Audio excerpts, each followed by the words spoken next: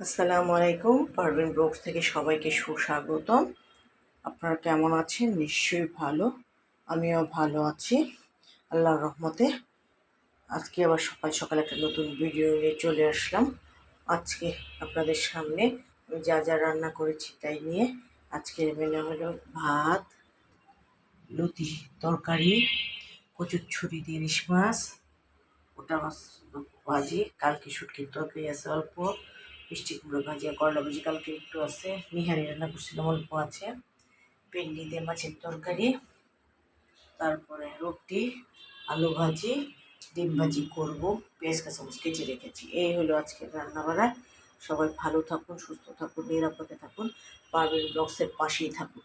আমার জন্য দোয়া করবেন, আমিও আপনাদের জন্য দোয়া করি। যারা লাইক কমেন্ট শেয়ার করছে তাদেরকে অসংখ্য ধন্যবাদ।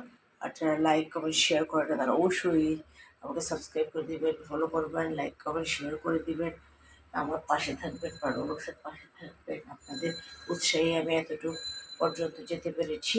আজকের রান্নাবাড়াই ভাত, লতার তরকারি, কচুর ছুরি দিয়ে ইলিশ মাছ, পুঁটি মাছ ভাজা, আগে শুটকির তরকারি, নিহারি ছিল আগে, ভেন্ডি দিয়ে মাছের তরকারি, ডিম ভাজি জন্য পেঁয়াজ কেটে রেখেছি। আর এখানে হলো করলা ভাজি আর মিষ্টি কুমড়া ভাজি ছিল, রুটি দিয়ে যে আলু ভাজি করেছি, ডিম ভাজি করার জন্য করে রেখেছি। এই হলো আজকের খাওয়া দাওয়া। সবাই ভালো থাকুন, সুস্থ থাকুন, নিরাপদে থাকুন, পারভিন ব্লগসের পাশেই থাকুন, আমার জন্য দোয়া করুন। আমি আপনাদের জন্য অবশ্যই দোয়া করি। যারা লাইক কমেন্ট শেয়ার এবং সাবস্ক্রাইব করেননি, বেল আইকনটি ক্লিক করেনি, তারা অবশ্যই লাইক কমেন্ট শেয়ার এবং সাবস্ক্রাইব করে দিবেন, বেল আইকনটি ক্লিক করে দিবেন।